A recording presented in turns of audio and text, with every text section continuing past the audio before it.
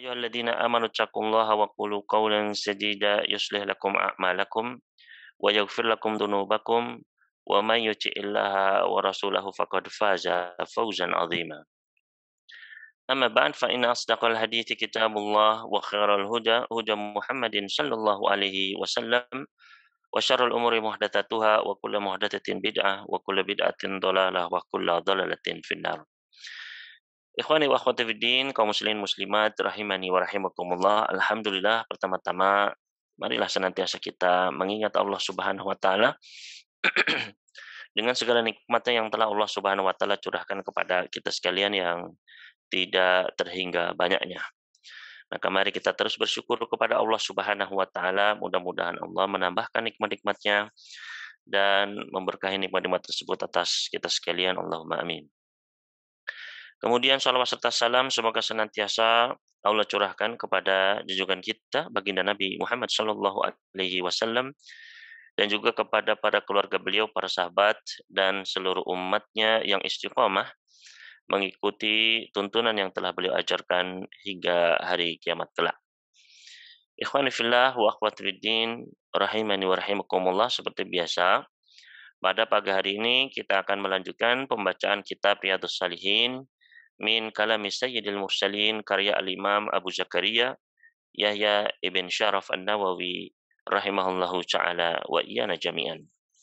Yang mana kita masuk pada bab Al-Muraqabah, bab merasa diawasi oleh Allah Subhanahu wa ta'ala. Yaitu kita masuk pada hadis yang kedua dari bab ini. Berkata Al-Imam An-Nawawi rahimahullahu ta'ala wa iyana jami'an. Atsani, hadis yang kedua atau hadis nomor ke-61 dalam keseluruhan kitab ini. Hadis yang kedua dari bab muraqabah ini yaitu an Abi Dzarrin Jundub bin Junadah, dari sahabat Abu Dzar. Nama aslinya adalah Jundub ibn Junadah. Kunyahnya adalah Abu Dzar. Wa Abi Abdurrahman Mu'adz ibnu Jabalin atau Mu'adz bin Jabalin radhiyallahu anhuma. Dan juga dari sahabat lainnya yaitu Abu Abdurrahman, kunyahnya namanya adalah Mu'adz bin Jabal. Semoga Allah meridai keduanya. An Rasulillah sallallahu alaihi wasallam qala, dari Rasulullah sallallahu alaihi wasallam beliau pernah bersabda, Ittaqillaha haitsu ma kunta. Bertakwalah kamu kepada Allah di mana saja kamu berada. Wa atbi'is sayyi'atal hasanata tamhuha, dan ikutilah keburukan itu dengan kebaikan, maka kebaikan itu akan menghapusnya. Wa khaliqin nasa bi khuluqin hasan, dan pergaulilah manusia dengan akhlak yang baik. Rawahu Tirmidzi wa qala haditsun hasan. Hadis ini diriwayatkan oleh Al-Imam At-Tirmidzi di dalam sunan beliau, dan beliau mengatakan hadis ini adalah hadis yang hasan. Di antara faedah yang bisa kita ambil, ikhwani fillah rahimani wa rahimakumullah, di antaranya yang pertama adalah istihbabu wasiyatil muslimi li akhihi, yaitu dianjurkan bagi kita untuk saling berwasiat, saling menasihati, saling mengingatkan. Ya.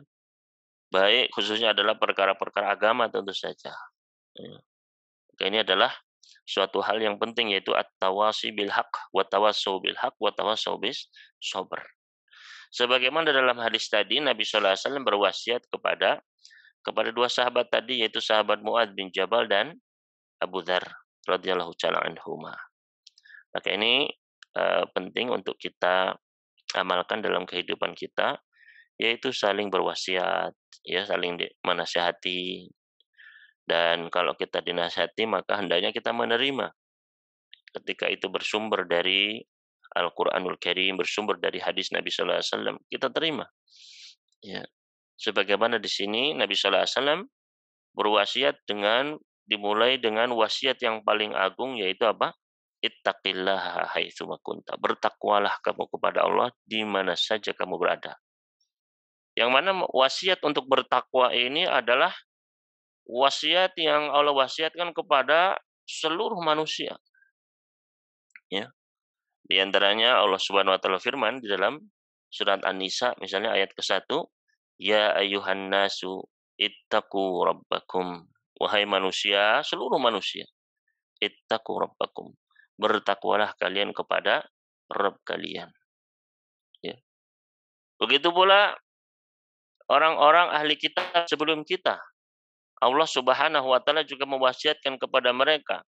Di dalam surat An-Nisa juga surat keempat ayat ke-131 Allah Subhanahu wa taala berfirman, "Wa laqad wassayna alladziina utul kitaba min qablikum wa iyyakum anittaqullah." Ya. Dan sungguh kami telah wasiatkan kepada orang-orang yang diberikan kitab sebelum kalian, wa iyyakum dan kepada kalian juga anittaqullah, bertakwalah kepada Allah. Ya. Juga wasiat kepada seluruh nabi dan rasul termasuk nabi kita Muhammad alaihissalatu wassalam. Ya. Allah Subhanahu wa taala berfirman di dalam Al-Qur'an surat Al-Ahzab, surat ke-33 ayat yang ke-1. Berwasiat kepada nabinya, "Ya ayuhan nabiyyu ittaqillaha." Wahai nabi, bertakwalah kamu kepada Allah. Jadi ini adalah memang wasiat yang paling agung. Wasiat yang diwasiatkan semenjak dahulu kala kepada seluruh manusia, kepada umat-umat sebelum kita, kepada orang-orang terbaik, para nabi, para rasul, termasuk Nabi kita Muhammad alaihissalatu wassalam. Ya. Maka ini wasiat yang paling utama. Kita wasiatkan kepada ya orang-orang terdekat dengan kita, kepada anak kita, wahai anakku, bertakwalah kamu kepada Allah. Artinya apa? Takut sama Allah, nak. Ya. Hendaknya apa? Merasa merasa diawasi terus oleh Allah Subhanahu wa taala. Dan ini kaitannya dengan apa? Dengan bab kita ini, babul muraqabah, bab senantiasa merasa diawasi oleh Allah. Pengawasan Allah Subhanahu wa taala terus mengawasi kita. Maka dimanapun kita berada, Nabi sallallahu alaihi wasallam berpesan, "Ittaqillaha haitsuma kunta." Bertakwalah kamu kepada Allah di mana saja kamu berada. Mau di rumah, di kantor, di sekolah, ya. Ini wasiat yang harus kita sebarkan kepada ya keluarga kita, kepada orang-orang yang kita cintai. Ya. Senantiasa kita kita sampaikan ini. Ya termasuk ketika kita menulis wasiat, ya kematian kita. Kita kan dianjurkan untuk apa? Untuk menulis wasiat kita tulis, wahai anak-anakku, bertakwalah kalian kepada Allah. Ya. Ini penting. Dan itu akan menancap pada jiwa sang anak. Ya. Maka di sini ini faedah yang sangat agung yaitu dianjurkan bagi kita untuk berwasiat kepada muslim lainnya. Dan ini adalah bentuk apa? Nasihah. Ya, bentuk nasihat. Ad-dinu nasihah. Ad-dinu nasihah. Ad-dinu nasihah. Ya. Di agama itu adalah nasihat. Agama itu adalah nasihat. Agama itu adalah nasihat 3 kali kata Nabi sallallahu alaihi wasallam. Qulna liman kata kami, untuk siapa ya Rasulullah? Lillah, wali rasulih, wali kitabih, wali uh, walil muslimin wa amatihim. Ya. Kepada siapa? Kepada bagi Allah, Rasulnya, bagi kitabnya, bagi pemimpin-pemimpin kaum muslimin dan keseluruhan kaum muslimin. Maka kita harus menasihati mereka. Pernah seorang sahabat, yaitu sahabat Jarir bin Abdullah, beliau berbaiat kepada Nabi sallallahu alaihi wasallam. Kata Jabir bin Abdullah, "Bay'atu ya Rasulullah ala iqamis shalah wa ita'iz zakah wa nushi li kulli muslim." Aku membayatmu ya Rasulullah untuk mendirikan salat, menunaikan zakat dan wa nush li kulli muslim dan menasihati memperhatikan setiap muslim. Ya.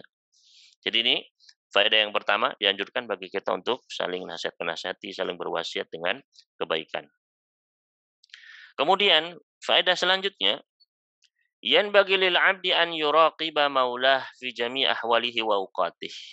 Hendaknya seorang hamba merasa diawasi oleh Rabb-Nya dalam segala keadaan, dalam setiap waktu.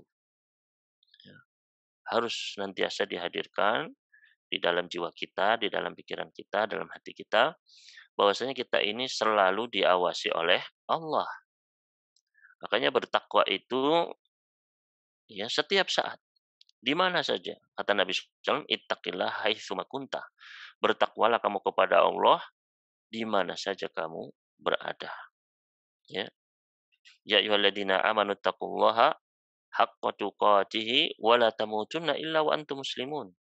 Wahai orang-orang beriman, bertakwalah kamu kepada Allah dengan sebenar-benarnya takwa dan jangan sampai kamu meninggal kecuali dalam keadaan sebagai seorang muslim. Berarti apa? Berarti takwa itu ya sampai meninggal terus. Ya. Sehingga ketika kita meninggal dalam keadaan bertakwa kepada Allah, itulah husnul khatimah, penutup yang baik. Meninggal dalam keadaan bertakwa kepada Allah Subhanahu wa taala. Ya. Maka seorang hamba kapan di mana saja harus senantiasa merasa diawasi oleh Allah Subhanahu wa taala. Jangan karena dia tersembunyi ya, bersembunyi kemudian dia pun melanggar perintah-perintah, melanggar larangan-larangan Allah Subhanahu wa taala. Nabi sallallahu alaihi wasallam pernah bersabda, "Inilah a'lamu aqwam min ummati." Sungguh saya benar-benar tahu akan ada sekelompok orang dari umatku. Ya'tuna yaumal qiyamati, mereka akan datang pada hari kiamat bihasanatihim bisalatihim ya. Mereka datang membawa kebaikan-kebaikan mereka, membawa pahala salatnya, pahala zakatnya, puasanya, ya. Seperti ya pahala-pahalanya itu besar sebesar gunung, ya. Mislu Jabal Tihamah bidan, seperti gunung Tihamah, ya, yang putih besar. Datang pada hari kiamat membawa apa? Membawa pahala yang demikian besarnya. Tapi ternyata apa yang terjadi, ikhwani fillah rahimani wa rahimakumullah? Ternyata Allah jadikan amal-amalnya itu seperti debu yang berterbangan. Ya, dijadikan seperti debu-debu ya yang berterbangan. Fayaj'aluha Allahu 'azza wa jalla haba'an mansura. Allah jadikan pahala-pahala yang sebesar gunung itu bergunung-gunung besarnya dijadikan seperti debu. Seperti debu. Ya. Apa sebabnya? Berkata sahabat Thauban, "Ya Rasulullah, sifhum lana, jallihim lana, alla nakuna minhum." Ya Rasulullah, tolong jelaskan mereka itu seperti apa sifatnya mereka itu. Terangkan kepada kami seterang-terangnya agar kami enggak menjadi seperti mereka. Ya. Wa nahnu la na'lam. Ya jangan-jangan kami menjadi golongan tersebut tanpa kami terasa. Ya. Maka Nabi Shallallahu alaihi wasallam pun menjelaskan, "Amma innahum ikhwanukum." Ketahuilah, mereka itu adalah saudara-saudara kalian. Berarti mereka adalah muslim mukmin. Ya. Wa min jildatikum, dan dari golongan kalian. Wa yakhuduna minal laili kama ta'khudun, mereka melaksanakan salat tahajud seperti kalian juga tahajud. Ya, berarti kan enggak main-main amalannya. Ya. Walakinnahum aqwamun idza khalau bimaharimillah intahakuha. Tapi bedanya mereka itu kalau bersendiri dengan apa-apa yang diharamkan oleh Allah, mereka melanggarnya. Ya. Makanya khonifillah rahimani wa rahimakumullah, ini bahayanya ketika kita bertakwa kepada Allah ketika terang-terangan saja, tapi ketika tersembunyi kita tidak bertakwa kepada Allah. Makanya pesannya Nabi apa? Ittaqillaha haitsuma kuntah. Bertakwalah kepada Allah ya, di mana saja kalian berada. Mau di tempat ramai atau di tempat sepi, ya, harus bertakwa kepada Allah Subhanahu wa taala. Ya. Dan juga jangan dipahami berarti kalau maksiat terang-terangan berarti nggak apa-apa, ya juga bahaya juga. Ya. Nabi sallallahu alaihi wasallam pernah bersabda, "Kullu ummati yadkhulunal jannah. Semua umatku itu bisa masuk surga, ya. Semua umatku itu kullu ummati mu'afan, ya. Semua umatku itu bisa diampuni sama Allah. Illal mujahirin, kecuali orang yang terang-terangan dalam bermaksiat, ya. Jadi kita melakukan dosa itu bisa diampuni sama Allah langsung. Tapi apa? Ya, illal mujahirin, kecuali orang yang terang-terangan bermaksiat. Berarti apa? Bermaksiat sembunyi-sembunyi atau terang-terangan itu sama saja dengan membuat Allah murka. Jangan dianggap remeh. Ya, terang-terangan dia ya menghalalkan apa yang Allah haramkan, ya, me, apa namanya, dengan terang-terangan menghalalkan khamr, misalnya menghalalkan riba, menghalalkan zina, ya, LGBT, ya, dengan jelas-jelas misalnya di media sosialnya dia terang-terangan, ini bahaya, ya. Bisa nggak dapat ampunan Allah, terancam adabnya. Begitu pula yang sembunyi-sembunyi, bisa gugur amalan-amalannya meskipun sebesar gunung banyaknya. Maka di sini, ya, yanbaghi lil abdi an yuraqiba maulah fi jami' ahwali wa awqatih. Ya, ini sebuah faedah yang sangat besar. Hendaknya seorang hamba itu merasa diawasi oleh Allah pada segala keadaannya. Mau sepi sendiri ataupun ya ramai-ramai di hadapan manusia, harus harus bertakwa kepadanya, ya, dalam setiap saat. Selanjutnya, pada selanjutnya al-hasanatu tamhus sayyi'ah.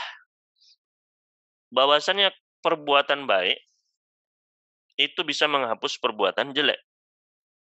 Ya, amal soleh itu bisa menghapuskan kemaksiatan. Artinya dosanya bisa dihapus dengan amal soleh. Ya. Sebagaimana Allah Subhanahu wa taala berfirman dalam surat Hud, ya, innal hasanati yudhibnas sayyi'at. Innal hasanat yudhibnas sayyi'at. Sesungguhnya kebaikan-kebaikan itu adalah bisa menghilangkan keburukan-keburukan. Ya, jadi sama hadis ini dengan Al-Qur'an, ya. Maka ikhwan fillah rahimani wa rahimakumullah, ketika kita pernah melakukan dosa, itu kita bisa menghapusnya dengan pertama bertobat kepada Allah, ya, dan melakukan amal-amal soleh setelahnya. Para ulama memperinci, ya, dosa itu kan macam-macam. Ada dosa kecil, ada dosa besar. Juga ada dosa kepada Allah, dosa kepada makhluk. Ya. Kalau dosa itu dosa kecil, maka itu bisa otomatis terhapuskan dengan amal-amal soleh kita. Misalnya dalam hadis, barang siapa yang berwudu, ya, ketika dia mencuci wajahnya, maka ya berguguranlah dosa-dosa yang dilakukan oleh wajahnya seiring dengan menetesnya air. Begitulah tangan, kaki, ya. Berarti kan itu apa? Itu ada dosa-dosa yang berguguran. Nah, kata para ulama ini dosa-dosa kecil. Begitu pula ketika kita jalan ke masjid, ya, setiap langkahnya itu bisa menaikkan derajat, menambah pahala dan menggugurkan dosa. Nah, itu dosa-dosa kecil. Ya, karena dosa kita itu banyak banget, ya. Jangan menyangka dosa kita itu sedikit. Jangan, ya, dosa kita itu banyak sekali, makanya sholat gugur, ya, wudu gugur, tapi dosa kita itu masih banyak. Nah, itu kalau dosa kecil itu bisa gugur dengan amal-amal soleh kita. Kalau dosa-dosa besar, ya, dosa besar, maka tidak cukup hanya dengan amal soleh saja, tapi harus ada penghapus khusus, yaitu apa? Taubat, at-taubah. Bagaimana caranya bertobat? Kata Al-Imam An-Nawawi, syarat bertobat itu ada 3. Yang pertama, dia harus menyesalinya, an yandama 'alaiha, ya. Oh, dia harus tinggalkan dulu itu maksiat, an yuqli'a 'anil maksiyah, dia tinggalkan. Kalau dia sedang melakukan itu harus ditinggalkan dulu kalau mau taubat. Kemudian an yandama 'alaiha, dia harus menyesal, minta ampun sama Allah. Harus dia sesali itu. Kalau nggak ada penyesalan, ya berarti bukan taubat, ya. An nadamatu taubah, kata Nabi sallallahu alaihi wasallam, ya. Intinya taubat itu ya harus ada penyesalan. Kemudian yang ketiga, wa an ya'zima alla ya'ud ilaiha. Dia harus bertekad dalam hatinya saya nggak pengen mengulangi maksiat tersebut. Ya, saya nggak ingin mengulangi lagi. Ini 3 syaratnya. Nah, itu kalau dosa besar. Apakah dosa besar itu juga bisa dihapuskan dengan amal-amal soleh? Al-Imam Nawawi menyebutkan bisa saja, tapi nggak bisa bersih total. Ya, kalau mau bersih total harus dengan taubat. Ya, kalau dosa besar ini, dosa besar itu apa? Dosa besar adalah dosa-dosa yang ya ada hukumannya di dunia, ada ketetapan hukuman di dunia. Seperti misalnya mencuri, ya ada ketetapan potong tangan, zina, minum khamar dan lain sebagainya. Ya, ada ketetapan hukumannya di dunia dalam Al-Quran atau dalam hadis. Kemudian ada ancaman adab di akhirat. Baik itu adab kubur, atau adab neraka, atau adab ini, adab itu, ya. Atau diancam laknat, murkanya Allah, nggak dilihat sama Allah, berarti itu dosa besar. Ya. Kalau hadisnya misalnya, Allah melaknat orang yang begini misalnya. Ya. Allah melaknat orang yang menisbatkan dirinya bukan kepada ayah kandungnya. Ya, menisbatkan dirinya kepada ayah angkatnya misalnya, ini dosa besar misalnya. Ya, Allah melaknat orang yang ya merubah tanda tanda petak bumi, ya merubah ya baik itu menyesatkan manusia, tepelangnya dirubah atau merubah tanda tanda patok tanah, ya. Maka ini dilaknat dan seperti yang lainnya ini adalah termasuk besar. Nah, untuk dosa-dosa besar itu harus taubat, ya. Syaratnya tadi. Nah, itu kalau kaitannya dosa kita dengan Allah, ya maka cukup itu. Tapi kalau dosa kita terkait dengan hak-hak manusia, ya misalnya kita mencuri, ya kita menzalimi orang lain, maka saat itu nggak cukup hanya dengan apa? Hanya dengan taubat saja. Tapi ya hak tersebut harus dikembalikan dulu. Kalau kita misalnya ngutang nggak bayar, ya utang itu harus dikembalikan dulu atau kita minta kepada pemiliknya agar ya ridho diikhlaskan, bisa ya. Pokoknya sampai tidak ada lagi hak yang bisa nanti dituntut di hari kiamat kelak.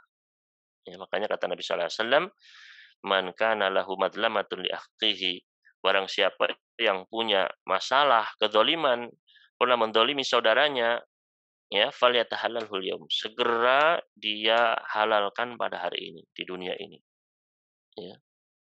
Gimana pun caranya, ya, meskipun kita harus, "Nih saya kasih uang kamu berapa, yang penting kamu maafkan saya."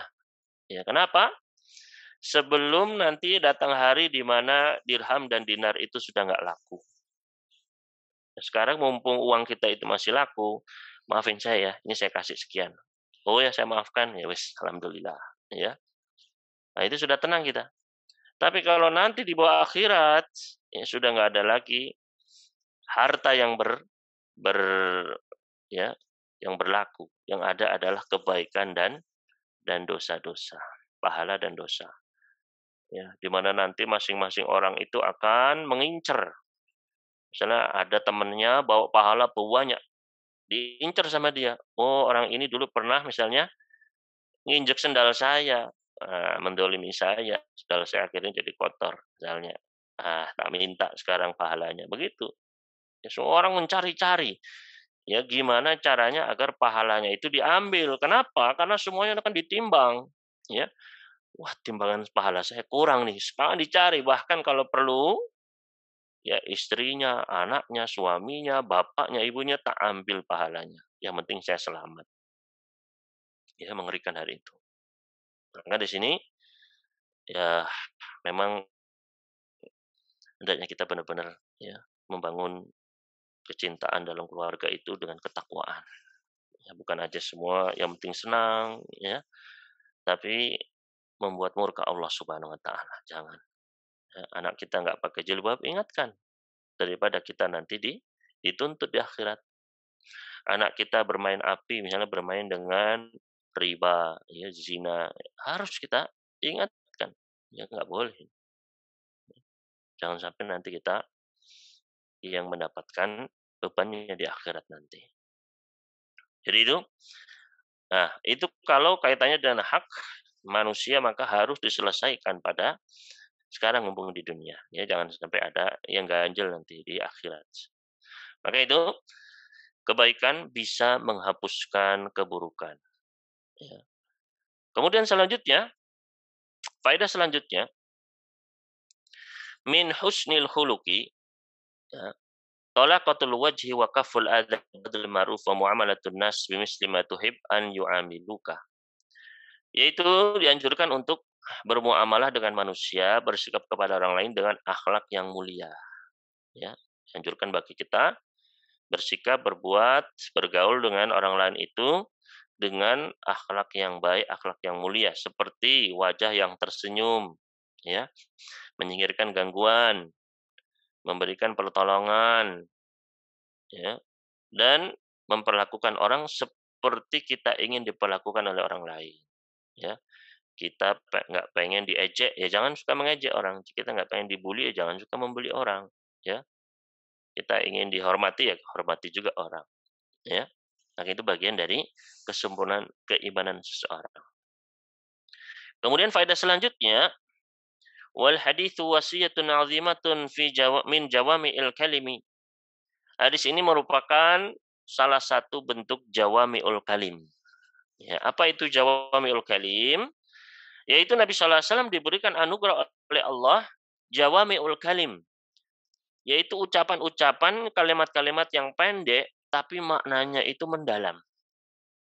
Ya, hadis-hadisnya itu pendek. Innamal a'malu binniyat, semua amal tergantung dari niatnya. Pendek, ya. Tapi kalau kita perdalam itu maknanya, oh luas sekali, ya. Semua bab fikih masuk innamal a'malu binniyat, ya. Amal-amal ibadah masuk innamal a'malu binniyat. Ya, semua amalan harus ya masuk hadis ini. Luas. Begitu pula hadis ini, ya. Ittaqillaha haitsu ma kunta, bertakwalah kamu kepada Allah di mana saja kamu berada. Singkat, ya. Tapi maknanya luar biasa, ya. Di setiap saat, di setiap waktu kita pakai hadis ini. Ya. Ketika kita berdagang, bertakwa sama Allah. Berdagang nggak boleh menipu, nggak boleh ya riba, nggak boleh cacat barangnya, kita membohongi ya pelanggan kita nggak boleh. Ya. Maka ini termasuk jawami'ul kalim. Ya, sekali lagi jawami'ul kalim adalah kalimat-kalimat yang pendek, singkat, ya, tapi maknanya luar biasa. Ya, luas.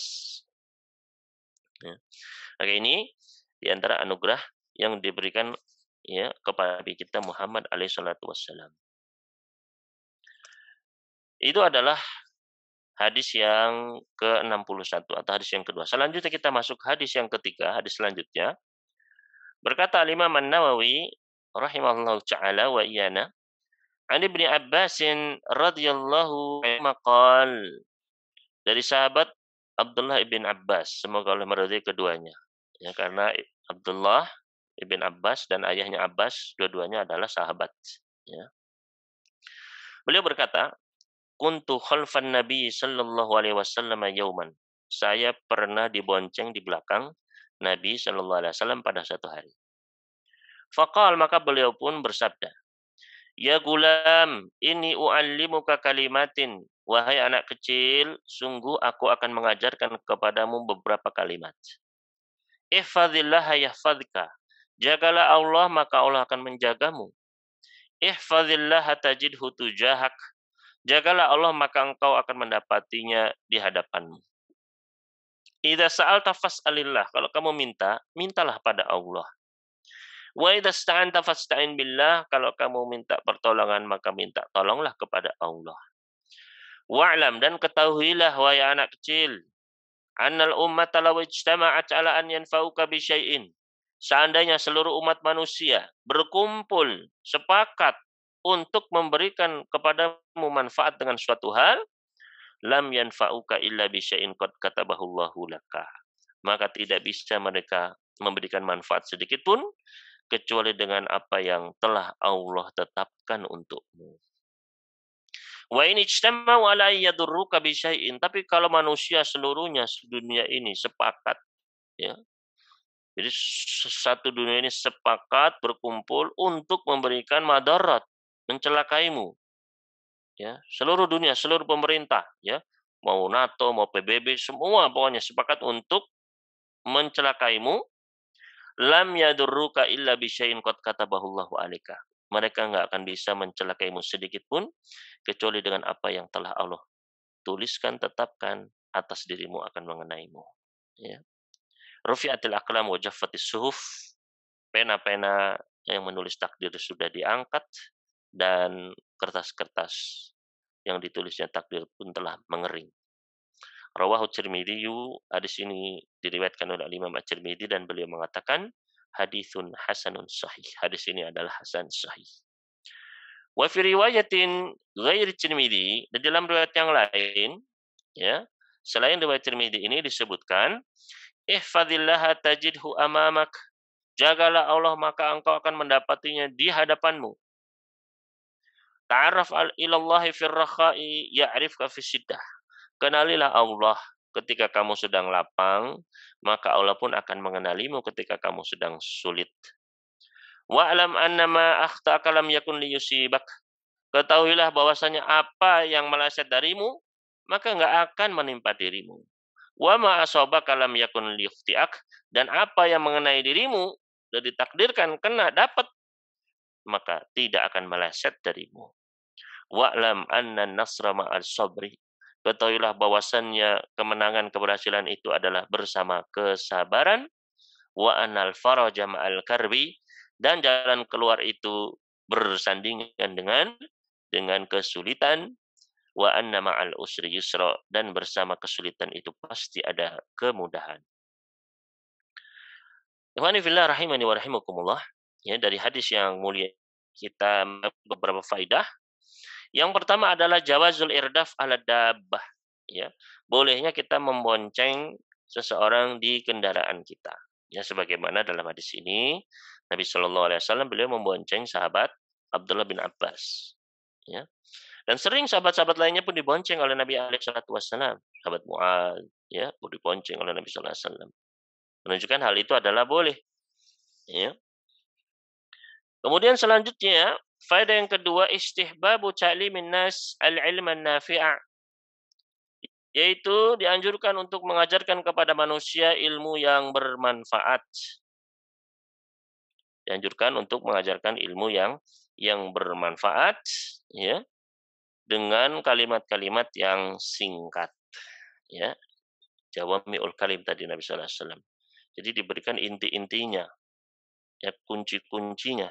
Sebagaimana tadi kata Nabi, ya, wahai anak kecil, ya, aku akan mengajarkan kepadamu kalimat-kalimat yang simple. Ya, tapi kalau benar-benar kamu hafal, kamu jaga ini, insya Allah aman hidupmu. Ya, ihfadillaha yahfadka. Ya, jaga Allah, Allah akan menjagamu. Ya, ini sebuah kaidah. Ya, berarti kita harus menjaga apa? Menjaga apa saja yang diperintahkan oleh Allah harus kita jaga. Ya, sholat, ya, apalagi aurat, ya, rezeki yang halal, dan semua harus dijaga. Ya. Begitu pula, ya, kita harus menjaga diri dari apa-apa yang dilarang. Jangan minum khamr, jangan riba, jangan zina misalnya. Ya. Kalau kita melakukannya, ya ini diberikan apa namanya kaidah, ihfadillah yahfadka. Dia mengajarkan ilmu dengan kata-kata yang singkat yang benar-benar intinya. Ihfadillah yahfadka. Jaga Allah, Allah akan menjagamu. Ya. Jaga Allah, kamu akan mendapati Allah ada di hadapanmu. Artinya apa? Selalu ada pertolongan dari Allah, selalu ada kemudahan. Ya. Wa may yattaqillaha yaj'al lahu makhraja wa yarzuqhu min haitsu la yahtasib. Barang siapa kalau dia itu bertakwa sama Allah, berarti menjaga Allah Subhanahu wa taala batasan-batasannya, maka Allah akan selalu jadikan adanya apa? Adanya segala macam bentuk apa? Jalan keluar dari permasalahannya. Dan Allah akan memberikan rezeki dari arah yang tidak dia duga-duga. Ya. Kuncinya apa? Bertakwa kepada Allah, menjaga apa yang Allah perintahkan dan apa yang menjauhi apa yang Allah larang. Ya. Jadi ini faedah yang kedua. ya. Kita mengajarkan kepada manusia kalimat-kalimat yang singkat, ya, dan itu bisa dihafal dengan mudah dan dijadikan patokan dalam kehidupan seseorang. Ihfazillaha yahfadzka. Jaga Allah, Allah akan menjagamu, ya.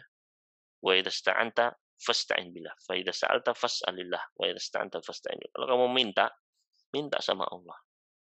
Kalau kamu minta tolong sama Allah, ya.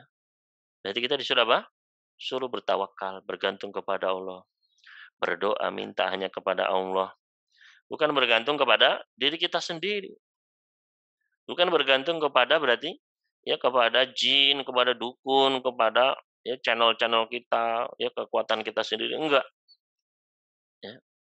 Bertawakal hanya kepada Allah, Al-Azizul Qahhar, ya, Al-Ahadus Samad. Nah, di sini ya, kalimat-kalimat yang singkat tapi merupakan inti dari kehidupan manusia. Jagalah Allah, ya.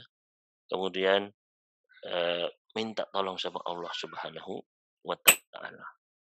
Kemudian selanjutnya, faedah selanjutnya, al-hirsu ala nasyiatil muslimin, yaitu hendaknya kita memperhatikan pendidikan anak-anak kecil, ya. Pendidikan anak yang ya usia dini, ya.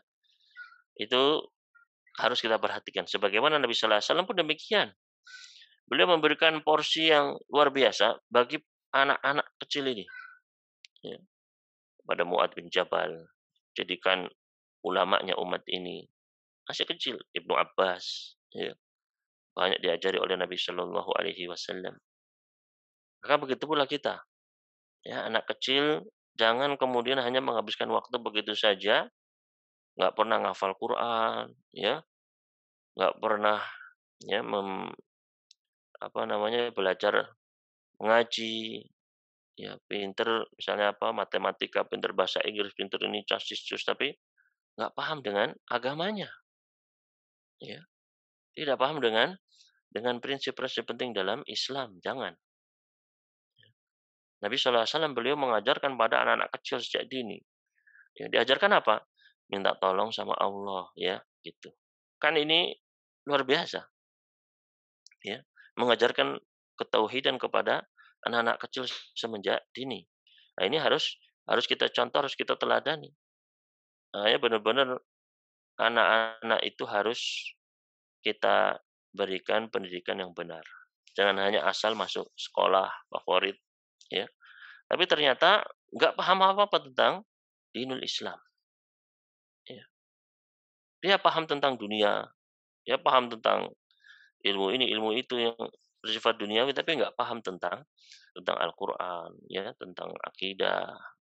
Maka itu nanti akan menjadi menjadi penyesalan bagi orang tuanya, ya. Karena ketika anak itu dicekoki oleh dunia dunia dunia, nanti dia akan sibuk dengan dunianya, ketika meninggal dunia, lupa kepada akhiratnya, lupa kepada orang tuanya yang mengharapkan doa-doanya.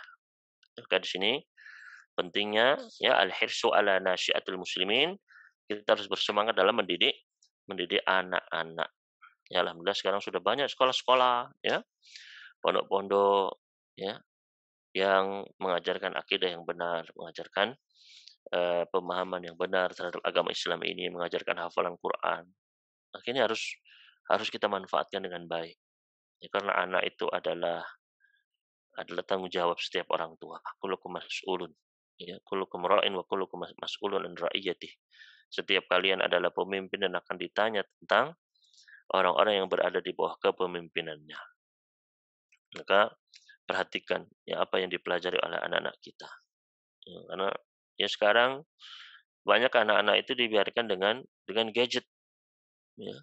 Biar diem, biar anteng, udah dibiarkan dengan gadgetnya. Maka harus dibatasi. Jangan dibiarkan begitu saja. Bermain game, ya, game online dan lain sebagainya ini berbahaya sekali. Dia bisa menghabiskan waktunya. Bahkan di antara para ayah mengatakan, "Ini bahaya sekali Ustadz, game ini lebih bahaya daripada narkoba." Loh, kok bisa Pak? Game ini lebih bahaya dari narkoba? Iya Ustadz, anak saya itu sampai nggak mau sekolah, nggak mau ini, nggak mau itu. Ya, sedih, hancur orang tuanya. Ya. Maka hendaknya benar-benar semenjak kecil ya. Anak itu kita arahkan agamanya. Dengan agama itu dia akan kuat, akan menjadi manfaat baik di dunia maupun di akhirat. Kita sendiri sudah semakin bertambah usia kita paham, ya, apa pengetahuan dunia yang selama ini kita tahu semakin sedikit manfaatnya. Sedangkan semakin kita berumur kita semakin paham ternyata ilmu akhiratlah, ilmu agamalah yang sangat bermanfaat, ya. Kenapa kita tidak berusaha untuk menuntutnya ketika kita masih muda? Nah, ini yang menjadi penyesalan, ya. Maka itu, faedah.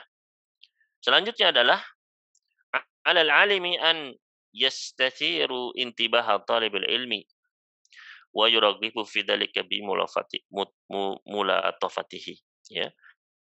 Hendaknya kita sebagai guru itu bersikap lembut kepada murid kita, ya, agar dia itu bisa tertarik, ya, agar dia itu bisa senang dengan ilmu, ya. Itu juga perlu trik, ya, perlu kelembutan, ya, perlu, ya, cara-cara. Jangan sampai banyak juga, ya, ternyata ketika seorang murid itu dia tidak suka suatu pelajaran, ternyata sebabnya adalah karena gurunya, ya.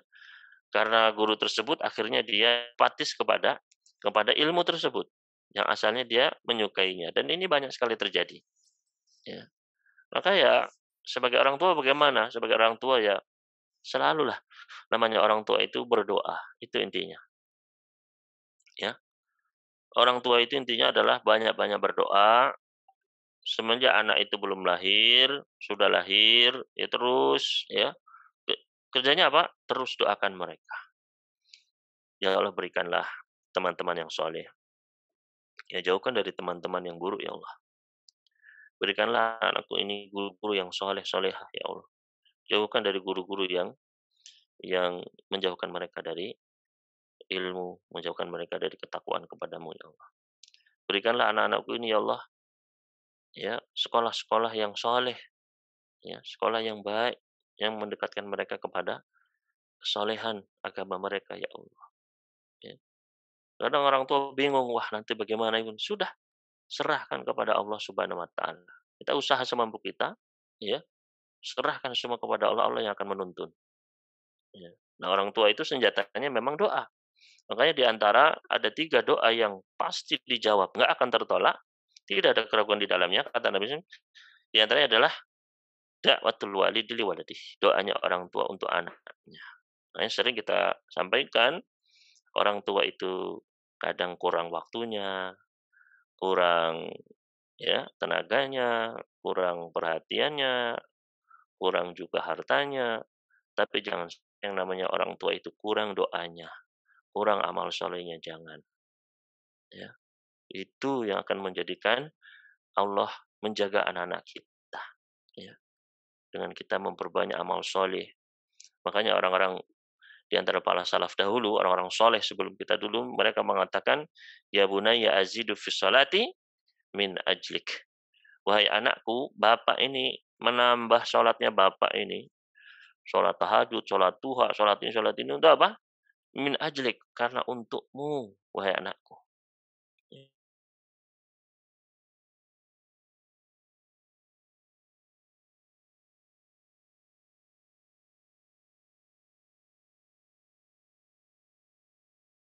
Ya, dijaga oleh Allah. Ada simpenan di bawah tembok itu dibangun oleh Nabi Khidir. Ya. Apa kata Allah Subhanahu wa taala? Wa kana abuhuma soliha. Bapaknya dua anak yatim ini dulunya adalah bapak yang soleh, makanya dijaga sama Allah, nggak usah khawatir. Ya, kita meninggal, mungkin nggak meninggalkan apa-apa, Allah yang menjaga sudah. Ya. Makanya orang tua itu jangan sampai kurang doa dan amal soleh. Itu intinya. Tapi kalau orang tuanya sibuk dengan dunia, ya nggak pernah ngaji, nggak pernah belajar, nggak pernah sholat, nggak, ya, maka harus ada yang dikoreksi di situ, ya. Selanjutnya, rahimani wa rahimakumullah, faedah selanjutnya al jaza min jinsil amal. Balasan itu sesuai dengan jenis amalannya. Al jaza min bukan istilahnya hukum karma begitu ya, bukan. Ya, dalam Islam itu ada al-jaza min jinsil amal, balasan sesuai dengan pekerjaannya. Apa bedanya sama hukum karma, Ustadz? Ya, kalau hukum karma itu ya dia adalah seperti orang-orang orang-orang Qadariyah, ya. Itu bahwasanya manusia itu menciptakan sendiri pekerjaan dan perbuatannya. Allah nggak ada takdir yang mengikat mereka, ya. Nah, termasuk ini, ya. Jadi orang itu mendapatkan balasan karena perbuatannya itu, begitu. Adapun kita sebagai muslim, ya orang itu dibalas sama siapa yang balas? Allah. Ya, bukan karena dia melakukan itu sendiri, maka dia kena itu sendiri, enggak. Yang menimpakan balasan itu adalah Allah Subhanahu. Itu bedanya, ya. Jadi kalau Islam, ya, itu kita meyakini al-jaza min jinsil amal, balasan dari Allah Subhanahu wa taala sesuai dengan ya jenis pekerjaannya. Oleh karena itu kadang ada orang yang zalim tapi kok ya, kok nggak dibalas-balas begitu ya. Ya. Ya itu Allah Subhanahu wa taala yang biar nanti ya di istidraj begitu ya. Nah, semuanya Allah yang menentukan. Itu dalam Islam. Ya, faedah selanjutnya, ya ketika Allah menolong seorang hamba, maka Allah akan menolong dengan semisalnya, membalas dengan semisalnya dan tambahan. Ya, jadi Allah Subhanahu Wa Taala memberikan karunia tambahan. Ya. Dan ini adalah memang ya rumusnya Allah Subhanahu, janjinya Allah Subhanahu Wa Taala. Ya. Allah Subhanahu Wa Taala senang apabila ada hamba taat sama Allah, Allah akan membalas dengan setimpal bahkan melebihkannya. Itu sudah ketentuan Allah Subhanahu Wa Taala. Di antaranya Allah berfirman dalam surat Ibrahim ayat ke-7, wa ista'adzana rabbukum la in syakartum la azidannakum, dan ketika Rabb kalian mengumumkan ya, apabila kalian bersyukur maka pasti aku akan menambahkannya kepada kalian. Ya. Maka ketika seseorang dia bersyukur kepada Allah atas nikmat-nikmatnya, Allah akan bersyukur juga kepadanya ya dengan mengampuni dosa-dosanya ya, memberikan kebaikan dan Allah akan tambahkan nikmat itu kepadanya. Ya.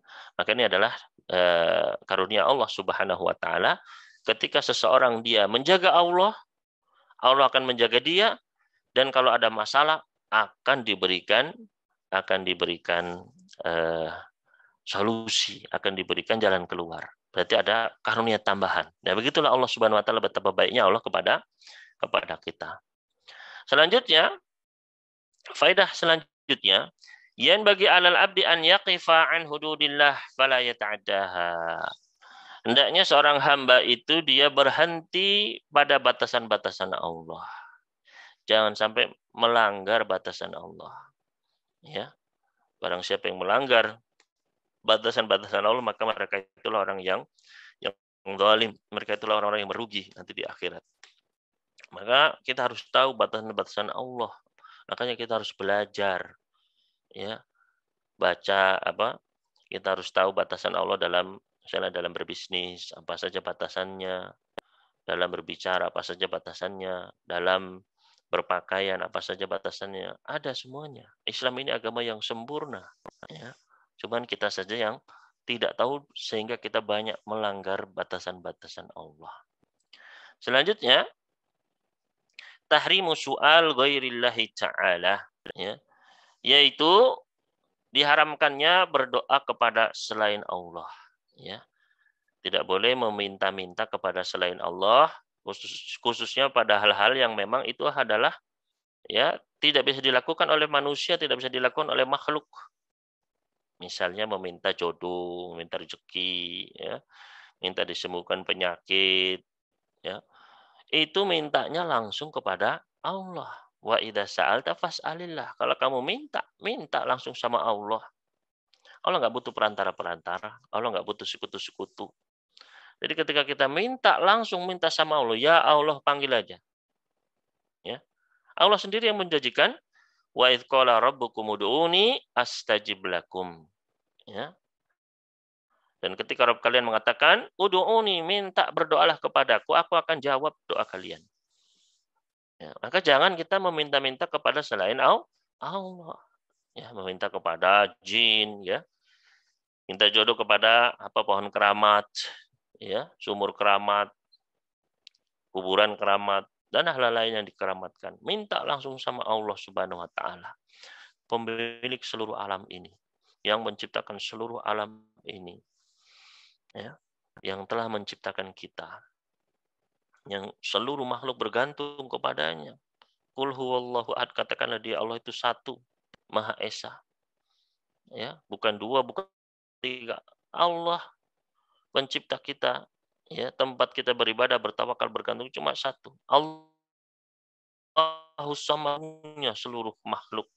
Semua makhluk butuh Allah, ya. Lalu kenapa kita malah bergantung kepada sama makhluk yang sama-sama butuh Allah, ya? Malah minta kepada jin-jin, arwah-arwah, ya. Minta langsung sama Allah. Nah, itu wa idza sa'alta fas'alillah, kalau kalian minta, minta langsung sama Allah. Ya. Jangan minta kepada lainnya. Wa idza sta'anta fasta'in, kalau kamu minta tolong kepada Allah. Dan ini yang kita ikrarkan setiap hari. Dalam salat kita membaca apa? Iyyaka na'budu wa iyyaka nasta'in, hanya kepadamu ya Allah kami memohon pertolongan, ya.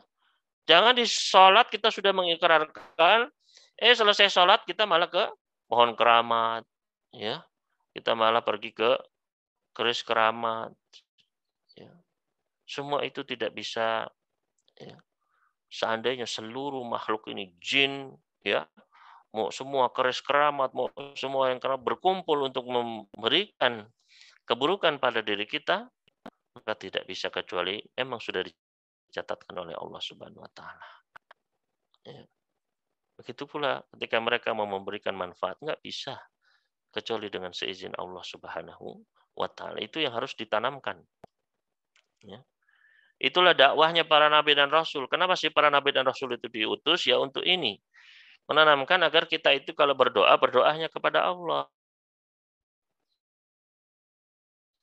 Berkul inna salati wa nusuki wa mahyaya wa mamati lillahi rabbil alamin. Katakanlah salat saya, ya, wa nusuki, sembelihan saya, artinya semua amal ibadah saya, wa mahyaya wa mamati, hidup mati saya, artinya semua nasib saya ini, ya rezeki, ya jodoh, ya sembuh dari penyakit, ya semua nasib hidup kita ini lillahi rabbil alamin. Kita serahkan hanya milik Allah Rabbul Alamin.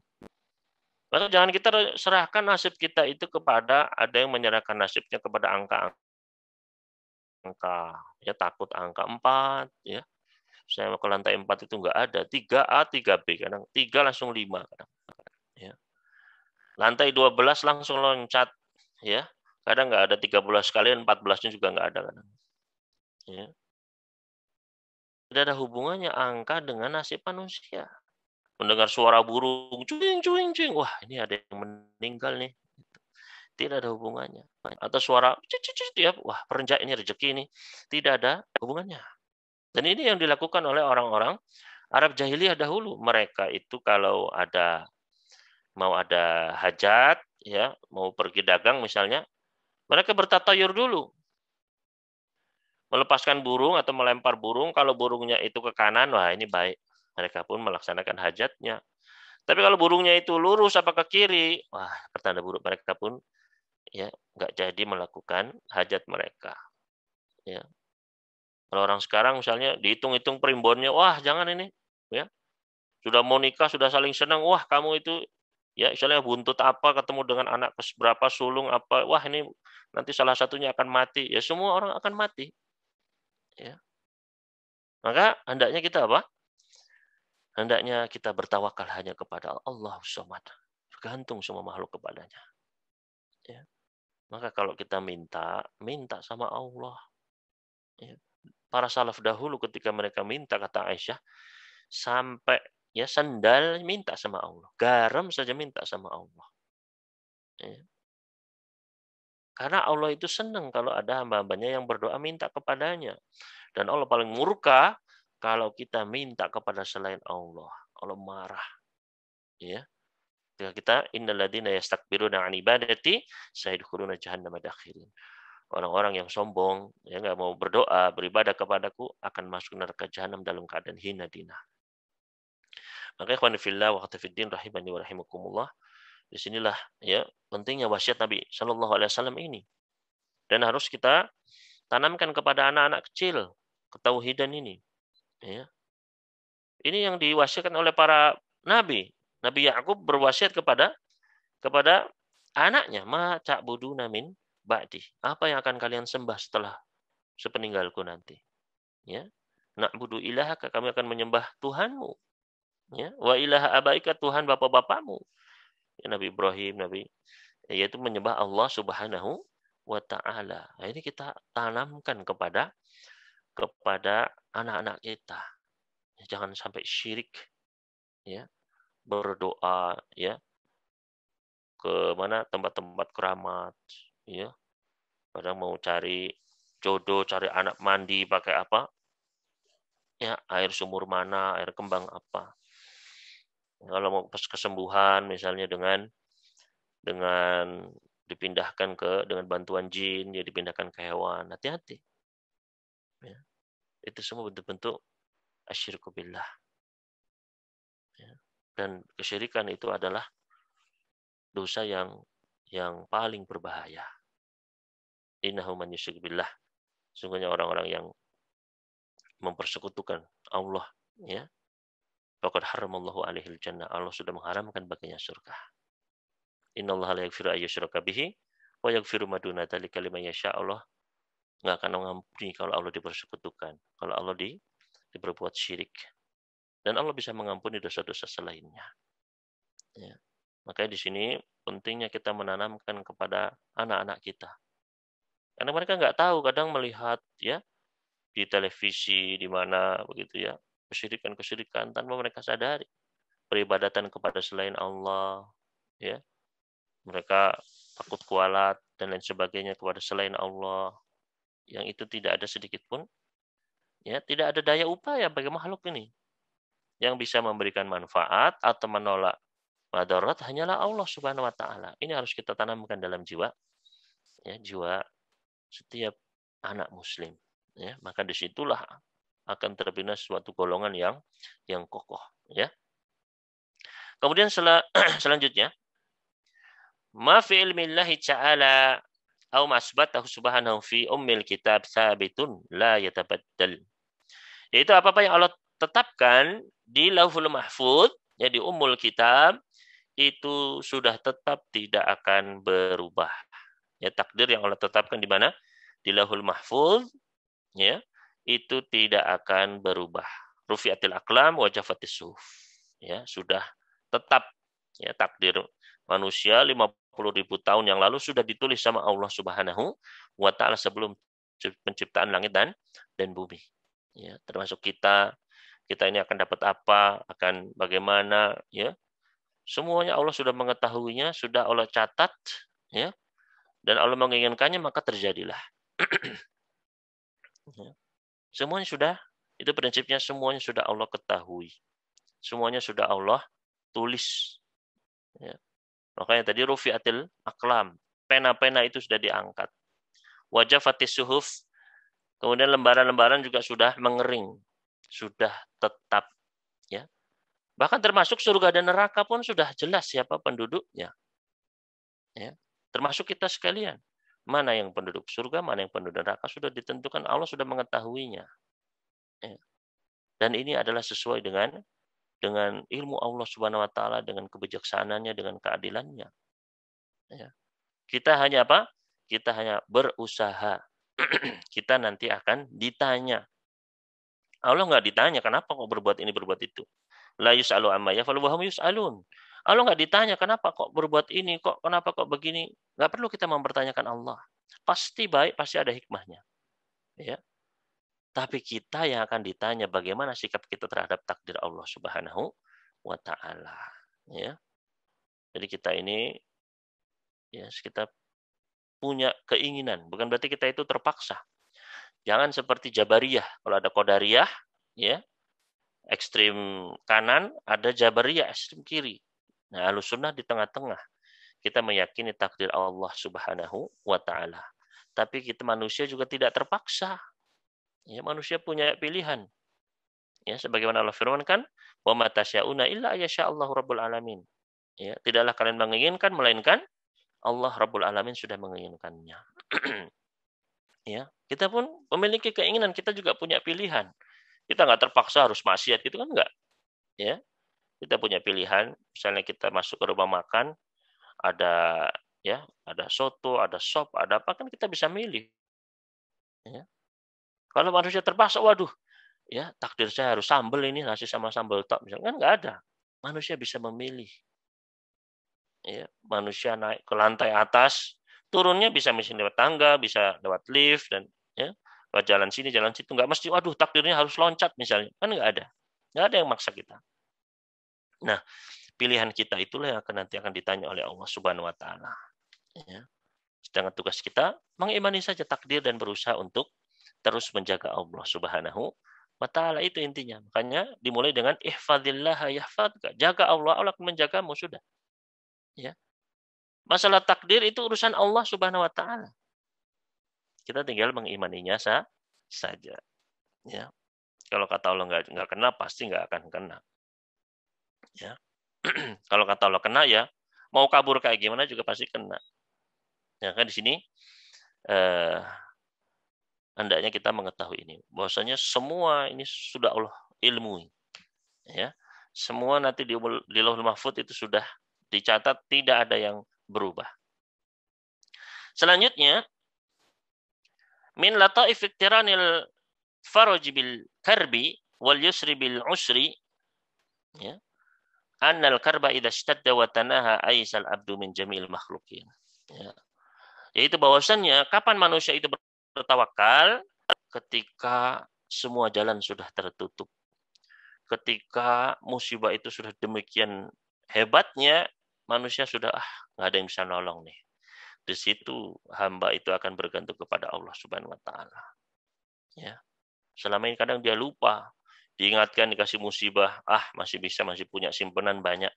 Dikasih musibah lagi, masih banyak kenalan saya bisa menolong. Ya, dia masih sombong. Ya, nggak bergantung kepada Allah, nggak berusaha mengingat Allah Subhanahu wa Ta'ala.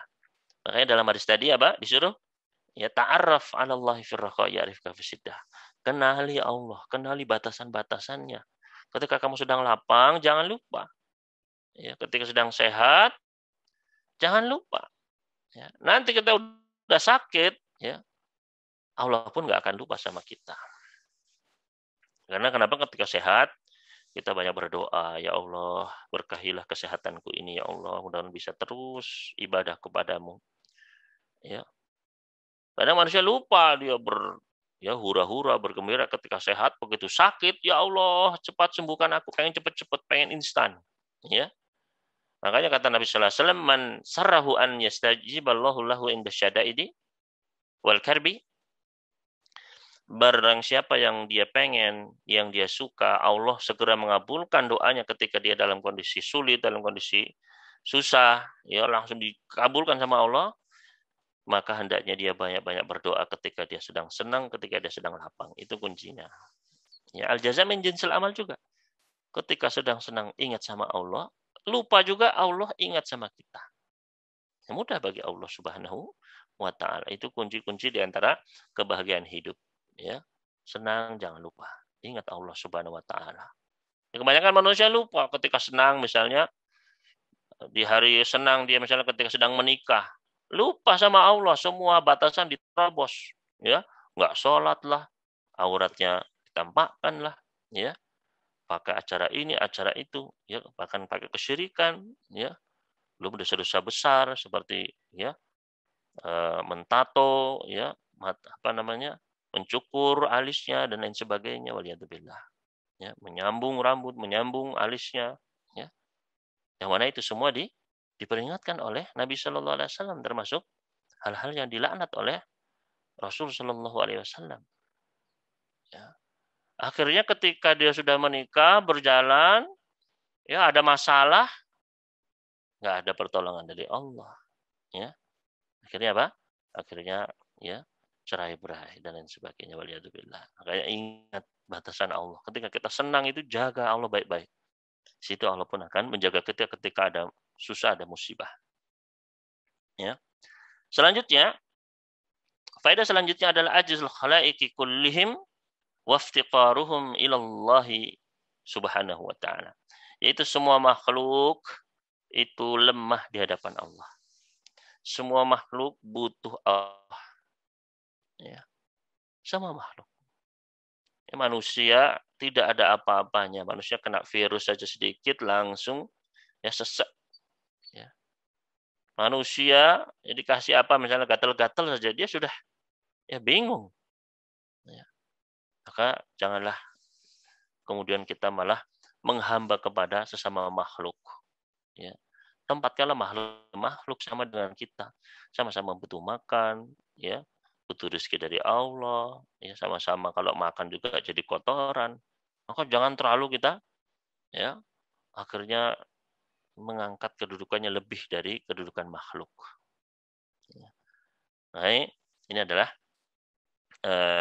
semua makhluk adalah lemah, butuh sama Allah. Selanjutnya, yajibu 'alal 'abdi an yurdillaha walau askhatan nas. Seorang hamba hendaknya dia mencari ridho Allah meskipun manusia murka kepadanya. Ya. Yang kita cari apa? Ridhonya. Ya, bukan berarti kemudian kita jahat sama orang lain, enggak. Ya. Kita berbuat baik, cari ridho Allah Subhanahu wa taala, itu yang kita cari meskipun orang-orang ya menganggap kita aneh, ya, menganggap kita adalah ya menyelisihi keumuman misalnya, ya.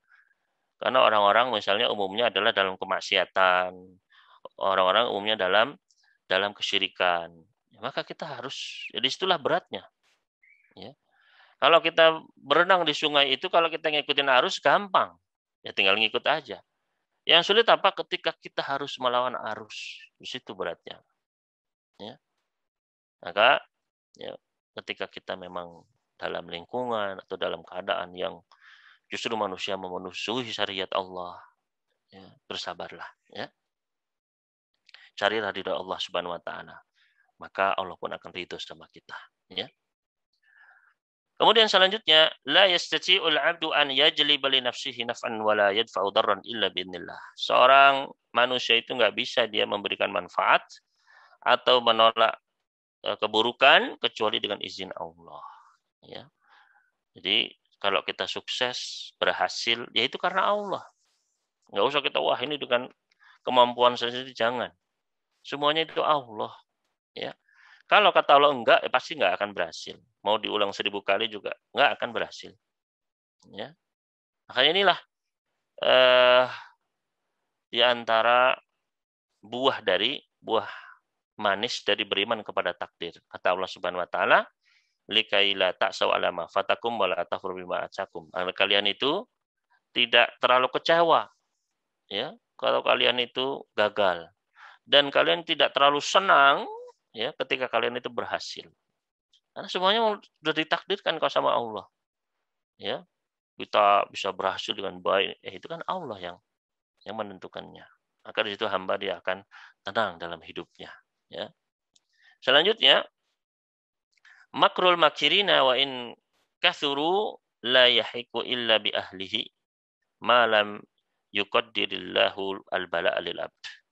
Bahwasanya makar-makar yang dilakukan oleh musuh-musuh kita itu tidak akan berhasil kecuali dengan izin Allah Subhanahu wa taala. Ya. Ada orang-orang yang tidak menyukai Islam, misalnya berusaha untuk menjelek-jelekkan Islam, menjelek-jelekkan sunnah Nabi sallallahu alaihi wasallam, ya. Dibilang apa namanya? Dengan tuduhan-tuduhan yang buru-buru seperti para nabi dulu. Para nabi itu dibilang apa sih? Dibilang penyihir, ya. Dibilang pendusta, ya, dibilang memisahkan antara keluarga, mencerai-beraikan keluarga, ya. Dibilang ya orang gila. Padahal mereka orang-orang yang terkenal jujur, bayangkan. Nabi sallallahu alaihi wasallam terkenal jujur, al-amin. Tapi begitu mengajak kepada ayo sembahlah Allah, langsung dibilang pendusta. Bayangkan, ya. Tujuannya apa? Agar orang lari dari kebenaran. Ya. Begitu pula ini akan terulang pada setiap zamannya. Tuduhan-tuduhan sesuatu yang baik, ya, itu adalah tuntunan Allah dan Rasulnya akan dibuat buruk oleh musuh-musuh syariat Islam ini, ya. Kemudian selanjutnya, al-imanu bil qadar haqqun wajibun 'alal 'abd. Wajibnya kita beriman kepada al-qadar. Ya, ini wajib termasuk rukun iman, ya. Kata Abdullah bin Umar, ya, seandainya seseorang dia menginfakkan sebesar gunung emas, ya, enggak akan diterima di sisi Allah sampai dia beriman kepada takdir, ya. Selanjutnya yang terakhir di sini, al-jihadu fisabilillah yahtaju ila sabri was sabat, ya. Yaitu ketika kita berjihad di jalan Allah itu butuh kesabaran, butuh keteguhan, ya. Karena disitulah kemenangan akan datang. Tapi kalau kita berjuang di jalan Allah nggak punya kesabaran, ya, selalu waduh, ya, kok kita begini terus, kita mengeluh terus, ya, nggak ada kesabaran, nggak ada keteguhan, ya, maka nggak akan datang pertolongan itu. Tapi justru ketika kaum muslimin berpegang teguh, sabar, ya, tetap yakin kepada pertolongan Allah, maka pertolongan itu akan datang kepada mereka, ya. Ini mungkin yang bisa kami sampaikan pada pagi hari ini, kurang lebihnya mohon maaf. Selanjutnya mungkin apabila ada eh, hal-hal yang perlu ditanyakan, silahkan untuk ditanyakan. Wallahu ta'ala alam. Awan Ustadz, di atas ada pertanyaan mulai atas. Oh, nggih, di chat nggih. Nggih. Nggih, saya baca dulu nggih.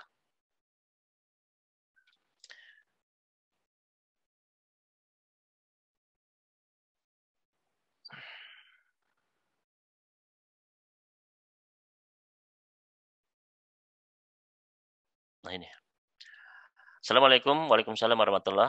Izin bertanya, tadi Ustadz menjelaskan para salaf terdahulu menambahkan amalan-amalan mereka, sholat sunnah, karena untuk anak-anak mereka. Apakah ini berarti boleh berniat ibadah, bukan hanya semata mengharapkan ridha Allah, tapi bisa untuk yang lainnya? Jazakumullah khairan wa iyyakum. Ya. Ketika kita beramal ibadah, itu tentu saja harus ikhlas karena Allah Subhanahu wa taala. Ya. Itu sudah rumusnya, sudah kaidahnya. Ketika kita beramal-amal soleh itu harus kita ikhlas karena Allah Subhanahu wa taala. Enggak ditujukan kepada siapa-siapa, enggak mengharapkan apa-apa kecuali ridha Allah Subhanahu wa taala. Ya, pahala dari Allah Subhanahu wa taala, surganya. Nah, namun ya kita bisa bertawasul dengan amal-amal soleh kita. Ya, bertawasul dengan amal-amal soleh kita, yaitu amal-amal soleh yang memang kita lakukan tulus untuk Allah, ikhlas. Jadi bukan kita beramal, saya beramal ini biar dapat ini, saya beramal ini biar kaya, bukan untuk keduniawian, enggak. Ya, saya beramal ini agar saya bersedekah misalnya agar kembali uangnya 10 kali lipat. Nah, ini bukan ikhlas namanya. Ini beramal untuk dunia. Ya. Yang harusnya dilakukan oleh seorang muslim ketika dia beramal ikhlas karena Allah. Ya. Nanti di situ dia bisa bertawasul. Ya. Dia bisa berdoa ketika dia sholat. Dia minta kepada Allah. Makanya ditambah sholatnya biar semakin banyak sujudnya dia, semakin banyak doa untuk anak-anaknya. Begitu. Ya.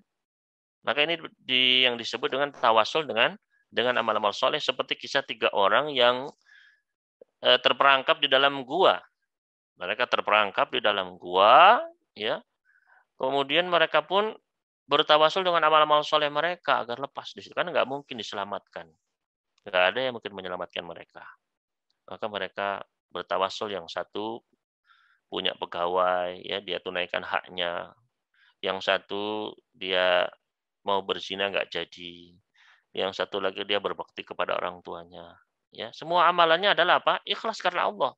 Jadi mereka nggak, saya berbakti biar nanti kalau saya ada masalah, ya, saya akan diselamatkan. Enggak kan?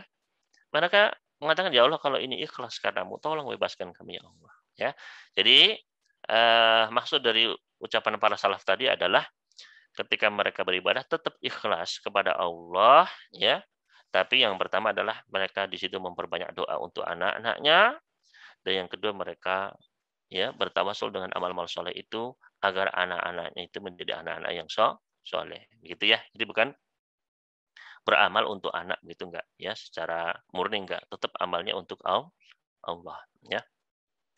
Selanjutnya, Assalamualaikum Ustaz. Waalaikumsalam. Izin bertanya sedikit di luar tema. Jika kita mengetahui orang tua atau mertua sholat tidak tumak ninah dan sebagai anak atau menantu sungkan untuk menasihati, apakah nanti di akhirat orang tua atau mertua bisa menuntut kita di akhirat? Jazakumullah khairan katsira atas jawabannya wa iyyakum. Ya. Iya, karena kita harus menyampaikan itu kebaikan kepada mereka. Ya, apalagi ini kaitannya dengan kewajiban kepada Allah sholat. Ya. Kalau kita lihat sholatnya terlalu cepat ya harus disampaikan dengan cara yang baik di saat yang tepat, Pak, ya, Bu. Syarat sahnya sholat itu harus tumak ninah. Ini loh hadisnya, ya. Hadis al-musi sholatah, orang yang rusak sholatnya. Dia sholat terlalu cepat, ketika datang kepada Nabi, kata Nabi, ulangi, kamu belum sholat. Dia sholat lagi cepet-cepet, balik lagi, balik, kamu belum sholat. Sampai 3 kali, ya Rasulullah saya nggak bisa, emang cuma begini aja saya mampunya. Diajari. Kalau ya berdiri tumak nina, ruku tumak nina, begitu. Ya. Jadi tetap harus berusaha untuk disampaikan. Wallahu ta'ala.